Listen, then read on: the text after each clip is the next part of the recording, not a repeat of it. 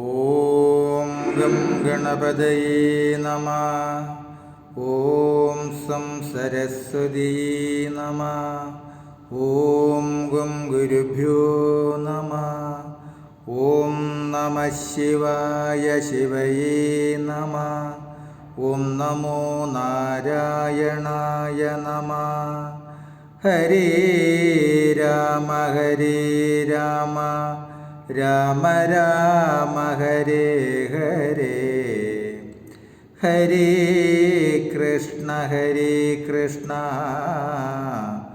കൃഷ്ണ കൃഷ്ണ ഹരേ ഹരേ. നമസ്തേ. ആത്മപ്രകാശം ചൊരിയുന്ന നാരായണീയ പാരായണത്തിലേക്ക് ഭക്ത്യാദരങ്ങളോടെ എല്ലാവർക്കും സ്വാഗതം. ശ്രീമന്നാരായണീയത്തിൽ ദശകം 24 പ്രഹ്ലാദ ചരിതം വരികൾ സഹിതം പാരായണം തുടരുന്നു.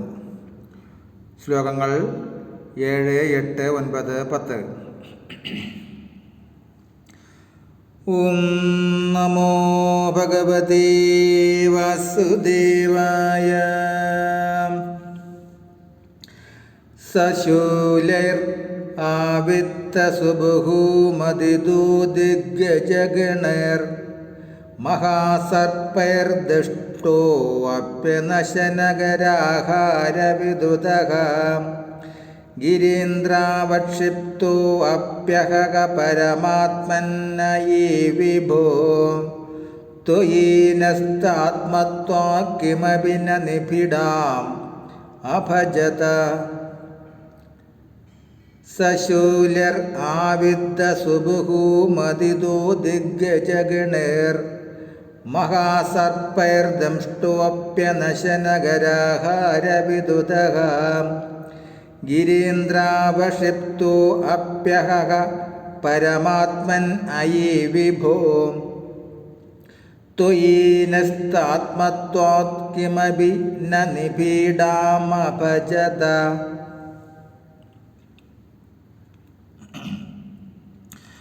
അല്ലയോ സർവശക്തനായ പരബ്രഹ്മമൂർത്തെ, ആ പ്രഹ്ലാദൻ പല പ്രാവശ്യം വധശ്രമത്തിന് അടിമപ്പെടേണ്ടി വന്നു.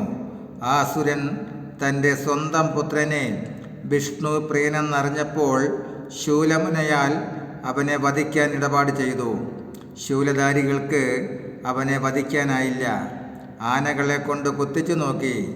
ആനകളുടെ കൊമ്പൊഴിഞ്ഞല്ലാതെ അവന് മരണം സംഭവിച്ചില്ല. സർപ്പങ്ങളെ കൊണ്ട് കടിപ്പിച്ചു കൊല്ലാൻ നോക്കി. പക്ഷേ സർപ്പങ്ങളുടെ പല്ലു കൊഴിഞ്ഞതല്ലാതെ പ്രഹ്ലാദനെ കൊല്ലാനായില്ല. പിന്നെ വിഷം ചേർത്ത ഭക്ഷണം കൊടുത്തു നോക്കി. പട്ടിണി കിടന്ന് ചാവട്ടെ എന്നു കരുതി ഭക്ഷണം കൊടുക്കാതിരുന്നു നോക്കി. എന്നിട്ടും യാതൊരു ഫലവുമുണ്ടായില്ല. പിന്നെ ഗിരിമുകളിൽ നിന്ന് താഴേക്കിട്ടു. അപ്പോഴും ഫലം തദൈവം.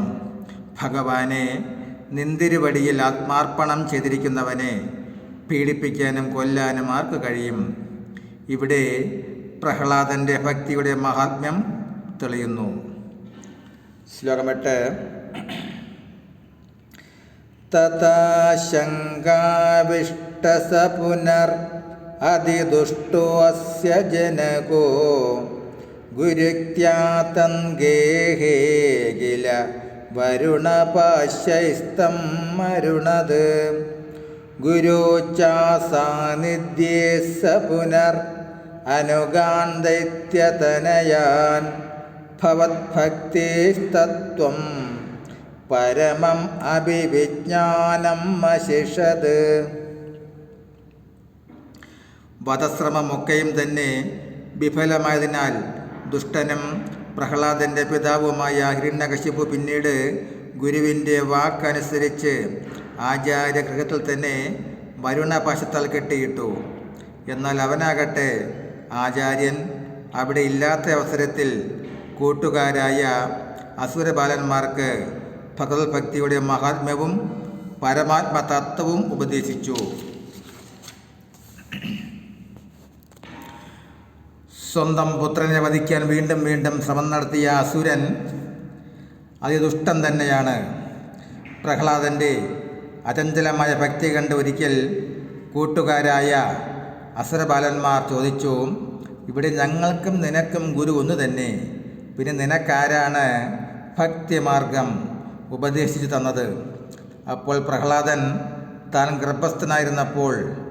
ഗർഭസ്ഥനായിരുന്നപ്പോൾ തന്നെ നാരദമുനിയിൽ നിന്ന് ലഭിച്ച ഉപദേശത്തെപ്പറ്റി പറഞ്ഞുകൊണ്ട് കൂട്ടുകാർക്ക് ഭക്തിമാർഗവും പരമാത്മജ്ഞാനം ഉപദേശിച്ചു.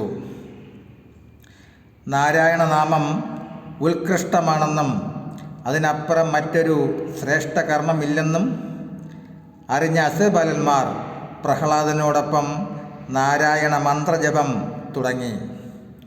ഗുരു വന്നപ്പോൾ ഈ ജപം കണ്ട് അന്ധാളിച്ചു. ഒരു ശിഷ്യനെ ശിക്ഷിച്ച് ഭേദപ്പെടുത്താൻ കഴിയാതിരിക്കവേ എല്ലാ ശിഷ്യരും ഭക്തിമാർഗത്തിലേക്ക് തിരിയുന്ന കാഴ്ച അദ്ദേഹത്തിനെ അന്താളിപ്പിക്കുകയും അതിശയിപ്പിക്കുകയും ചെയ്തു. ഗുരു വേഗം കാര്യം അസുരരാജനെ ബോധ്യപ്പെടുത്തി. ശ്ലോകം 9.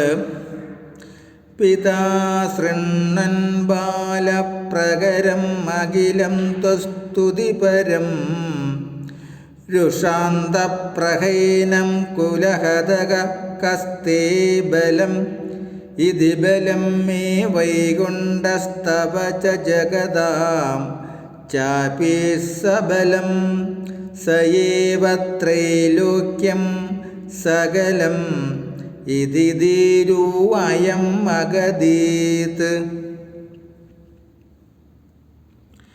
എല്ലാ ബാലന്മാരും ഭഗവാനെ സ്തുതിക്കുന്നുവെന്നറിഞ്ഞ് പിതാവായ ഹിരണ്യകശിപു കോപാന്തനായി ഇതികർത്തവ്യ മൂഢനായി മകൻ്റെ നേരെ ഗർജിച്ചുകൊണ്ട് ചോദിച്ചു, എടാ ഗുരുത്വമില്ലാത്ത കുലദ്രോഹി, നീ ആരുടെ ബലം കൊണ്ടാണ് ഇങ്ങനെ എന്നെയും ഗുരുവിനെയും ധിക്കരിച്ച് പ്രവർത്തിക്കുന്നത്? ആരാണ് നിനക്ക് ബലം?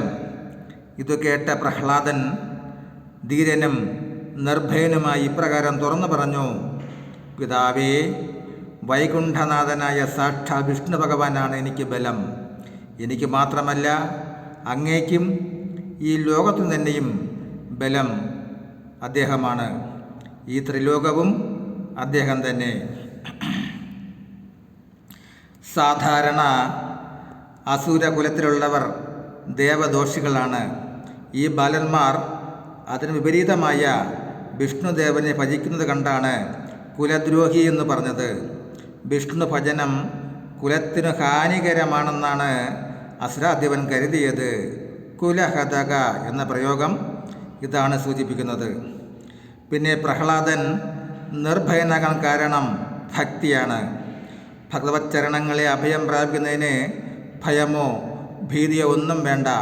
ഭഗവാൻ അവനെ കാത്തുകൊള്ളുന്നതാണ്. ശ്ലോകം 10. ഹരേ കോസോ കോസോ സകല ജഗദാത്മാ ഹരിർ ഇതി പ്രബിന്ദേ സ്മ സ്തംഭം ചലിതകരവാളോദിതിസുതഃ അധ പശ്ചാത് വിഷ്ണു നഗിവദിതും ഈശോസ്മി സഹസാ കൃപാത്മൻ വിശ്വാത്മൻ പവനപുരവാസ്യൻ മൃഡയമാം. ഹരേ കോസോ കോസോ സകല ജഗദാത്മാ ഹരിർ ഇതി പ്രബിന്ദേ സ്മ സ്തംഭം ചലിതകരവാളോദിതിസുതഃ അധ പശ്ചാത് വിഷ്ണു നഗിവദിതും ഈശോസ്മി സഹസാ കൃപാത്മൻ വിശ്വാത്മൻ പവനപുരവാസ്യൻ മൃഡയമാം. പ്രഹ്ലാദൻ്റെ വാക്കുകൾ കേട്ട ഹരിദ്വേഷിയായ അതിഥിസുതനായ ഹിരണ്യകശിപു വാള് ഇളക്കി മുന്നോട്ട് ചെന്ന് തൻ്റെ മകനോട് കോപത്തോടു കൂടി, എടാ ജഗത്സ്വരൂപനായ നിൻ്റെ ആ വിഷ്ണു എവിടെ അവൻ എന്ന് ചോദിച്ചുകൊണ്ട് കോപാന്തനായി തൂണ് പിളരുമാറ് ഊക്കോടെ മുഷ്ടി ചുരുട്ടി ഒരു ഇടി കൊടുത്തു. ഹേ വിശ്വമൂർത്തി, കൃപാസിന്ധു, അതിനപ്പുറമുണ്ടായത് പെട്ടെന്ന് എനിക്ക് പറയാൻ വയ്യ. ഭഗവാനെ അങ്ങനെ ആശ്വസിപ്പിക്കണമേ, ആനന്ദിപ്പിക്കണമേ. നമസ്തേ. അടുത്ത ഭാഗം ദശകം 25 നരസിംഹാവതാരം. അടുത്ത ഭാഗത്തിൽ ഭഗവാൻ നരസിംഹാവതാരം ചെയ്യുന്നു. തുടരും നാളെ. ഹരേ രാമ ഹരേ രാമ രാമ രാമ ഹരേ ഹരേ ഹരേ കൃഷ്ണ ഹരേ കൃഷ്ണ കൃഷ്ണ കൃഷ്ണ ഹരേ ഹരേ ഹരേ രാമ ഹരേ രാമ രാമ രാമ ഹരേ ഹരേ ഹരേ കൃഷ്ണ ഹരേ കൃഷ്ണ കൃഷ്ണ കൃഷ്ണ ഹരേ ഹരേ. നമസ്തേ. ശ്രീമന്നാരായണീയത്തിൽ ദശകം 25 നരസിംഹാവതാരം തുടരും നാളെ. നമസ്തേ.